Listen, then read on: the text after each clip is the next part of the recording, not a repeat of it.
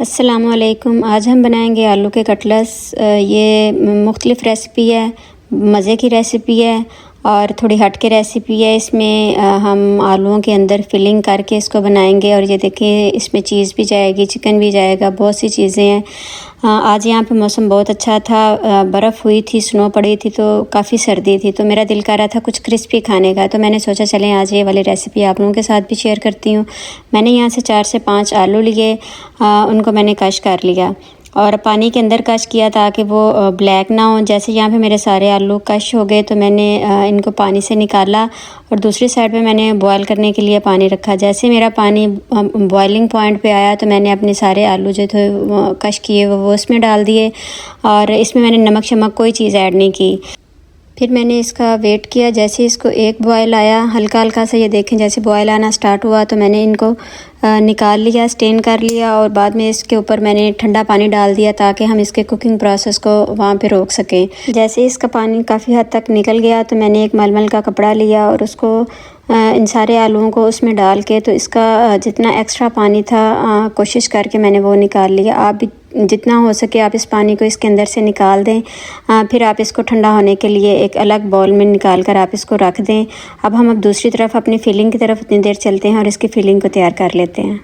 एक पैन लिया मैंने, उसमें 1 टेबलस्पून ऑयल का डाला और 1 मीडियम साइज़ का अनियन चॉप करके वो मैंने ऐड कर दिया। जैसे अनियन थोड़ा सा सॉफ्ट हुआ तो मैंने इसमें 1 चाय का चम्मच नमक और 1 चाय का चम्मच कुटी हुई मिर्च मैंने ऐड की और इसको मिक्स कर लिया। साथ ही मेरे पास बॉयल चिकन पड़ा हुआ था, मैंने वो इसमें ऐड किया। आप इसकी जगह इसमें सब्जियां भी ऐड कर सकते हैं, कोई भी वेजिटेबल आप इसमें ऐड करें वो भी बहुत मज़ा करेगी। लेकिन मेरे पास यहाँ पे चिकन बॉयल पड़ा हुआ था तो मैंने थोड़ा सा चिकन ऐड किया इसमें और इसको भून लिया अच्छे से। जैसे चिकन थोड़ा सा भुना तो मैंने इसमें 1 ग्रीन चिली डाल दी। अगर आप स्पाइसी खाते हैं तो आप मिर्चें ज़्यादा भी ऐड कर सकते हैं इसमें। चिकन बॉयल था तो मुझे ज़्यादा इसमें मेहनत करने की ज़रूरत नहीं पड़ी, ये फ़ौरन से रेडी हो गया। मैंने इसमें कोरिएंडर डाला, थोड़ा सा ज़ीरा डाला और ये हमारा जो मसाला है ये मिक्सचर अंदर वाला ये रेडी हो गया। अब इसको एक साइड पे रखेंगे। आलू हमारे ठंडे हो गए हैं तो अब हम इनमें मसाले डाल लेते हैं। यहाँ पे मैंने 1.5 टीस्पून इसमें नमक का ऐड किया, 1 teaspoon red chilli powder add किया, 1 टीस्पून कुटी हुई मिर्च का मैंने इसमें ऐड किया और ब्लैक पेपर ऐड की, ज़ीरा ऐड किया थोड़ा सा। आप नमक मिर्च अकॉर्डिंग टू योर टेस्ट आप इसको कम ज़्यादा आप कर सकते हैं। इसकी बाइंडिंग के लिए मैंने इसमें पहले 2 टेबलस्पून कॉर्नफ्लोर के ऐड किए और उसको मिक्स किया। आप थोड़ा थोड़ा कॉर्नफ्लोर ऐड करते जाएं और उसको मिक्स करते जाएं ताकि उसकी गुठलियाँ ना बन जाएं, वो एक जगह पे इकट्ठा ना हो जाए कॉर्नफ्लोर। अच्छे से इसको मिक्स किया, तकरीबन 3 से 4 चम्मच जो वो कॉर्नफ्लोर के इसके अंदर गए तो ये बहुत अच्छे से इसकी बाइंडिंग जो है वो स्टार्ट हो गई थी। दूसरी तरफ हमारे जो मिक्सचर बनाया था मैंने चिकन वाला वो भी ठंडा हो गया। उसको हाथों की मदद से बिल्कुल छोटा छोटा मैश कर लिया मैंने और इसमें तकरीबन 50 ग्राम मैंने मोज़रेला चीज़ मेरे पास पड़ी हुई थी, मैंने वो इसमें ऐड करके उसको भी अच्छे से इसमें मिक्स कर लिया। चीज़ फ्रोज़न थी तो इसलिए मिक्स होने में उसको थोड़ा सा टाइम लगा।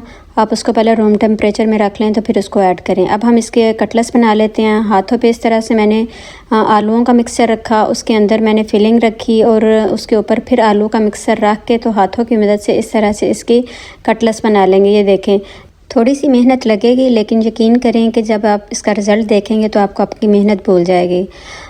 इस तरह से कटलेट्स ज़्यादा मुश्किल भी नहीं है, बहुत इजीली कटलेट्स बन जाएंगे। हाथों पे इस तरह से फैला के, दूसरी दफ़ा फिर मैं आपको दिखा देती हूँ, फैला के उसके ऊपर दोबारा मिक्सचर रख के फिलिंग अंदर रख के तो कोई मुश्किल नहीं है।